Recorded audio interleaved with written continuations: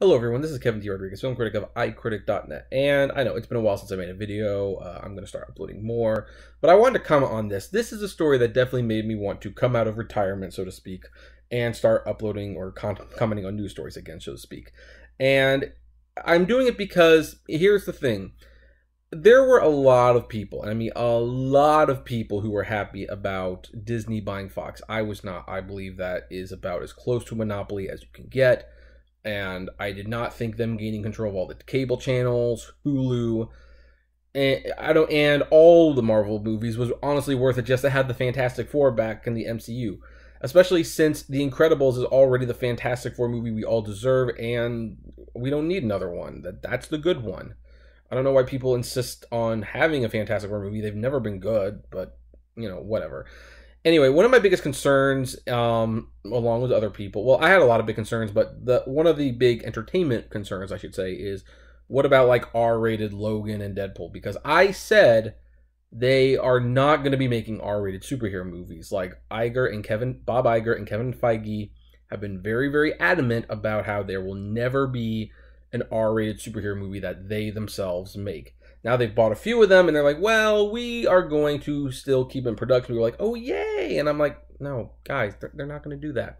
They're not going to do that. And they're like, oh, no, they said, like, no, trust me, they're not going to make those R-rated movies. Like Logan, Deadpool 3, kiss them goodbye. And this article more or less proves my case, however indirectly, where it's like, Disney unveils inaugural streaming service launch date to town, no R-rated fare. Let us continue. The Disney streaming service is beginning to crystallize, and Deadline can provide some details of the initial slate. The studio has been conducting meetings within the creative community to give a sense of its new OTT service that will launch in fall 2019. Perhaps not surprisingly at this point, there was no mention of how the assets of 21st Century Fox will fit into this new service, and I don't expect that because I think 2019 is the earliest it might even finalize, and that's if it finalizes at all, because believe it or not, there are already politicians who are looking to block it, so that might not happen, and I hope it doesn't. A team of Disney creative executives are doing the barnstorming, headed by OTT programming chief Angus Chu. Chu's experience include working for ABC, creating original content for digital platforms, working for Bob Iger during the opening of the Shanghai Disney Resort, and the relaunch of the Star Wars franchise, and most recently in franchise development at Walt Disney Imagineering. She's surrounded by a team of execs that include Sean Bailey, expected to head up all Disney live-action film. Tendo Nagendo, expected to slide into Bailey's current post. And Sam Dickerman and Louis Provost. Here's how it will work. The OTT platform, whose price point wasn't mentioned, will start with a domestic service only and then expand overseas. There will be no R-rated films, and the program will be consistent with the Disney brand, which is not surprising, but let's continue. The R-rated stuff will go on Hulu. The plan now is to leave the various Marvel series where they are, which means Netflix will hang on to its superhero inventory, which they should, because Netflix is a co-founder. They spent some of their own money on that. Disney might have helped make them, but here's the thing, Netflix helped make them too, so Netflix has some ownership rights, and if you think that those shows are going to go from Netflix to Disney, it's not going to happen anytime soon. The goal in the first year is to generate 4 to 5 original movies and 5 TV series for the streaming service.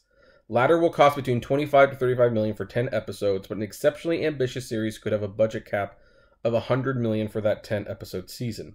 Here are some of the priority movie projects I heard about. Don Quixote from a Billy Ray Scrow. Oh, interesting, because Don Quixote was an animated movie that Disney had shelved a long time ago. I wonder if they're going to make revive it hand-drawn and release it straight to streaming. That would be disappointing, but hey, I guess the movie would be made at least. Lady and the Tramp, The Pauper Magician, Stargirl to be directed by Julia Hart, and Togo to be directed by Erickson Core. So I guess Lady and the Tramp is a live-action remake. In post-production and bound for the streaming service are the Mark Waters directed Magic Camp and Mark Lawrence directed Noelle with Anna Kendrick, Bill Hader, and Shirley MacLaine. And yeah, I'll probably make a video because I have very mixed feelings about movies made straight for streaming services. Priority development projects include Three Men and a Baby. They're making it again? Really?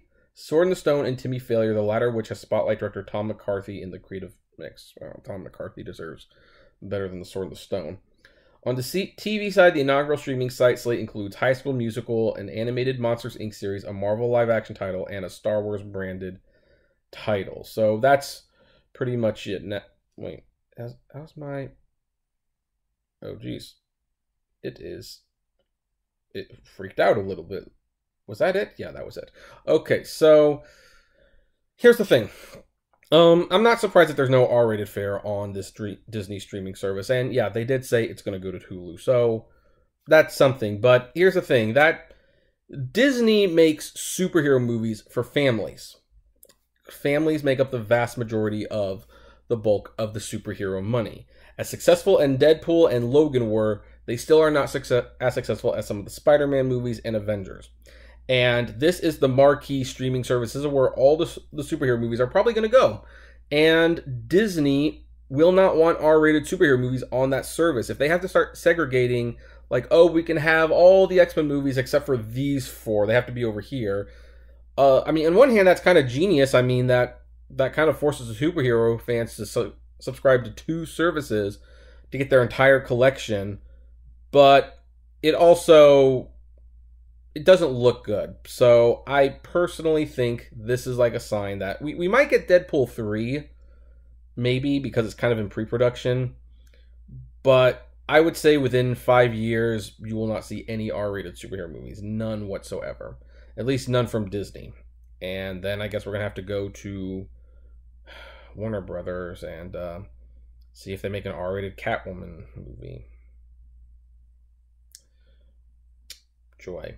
Anyway, what do you folks think? Are you excited about the new Disney streaming service? Do you think this signals the end of the R-rated comic book movie from Marvel? I would love to know. Comment below, like, favorite, share, subscribe. If you enjoy the videos I make, consider becoming a patron member for as little as $1 a month. And as always, flame responsibly. Have a good one.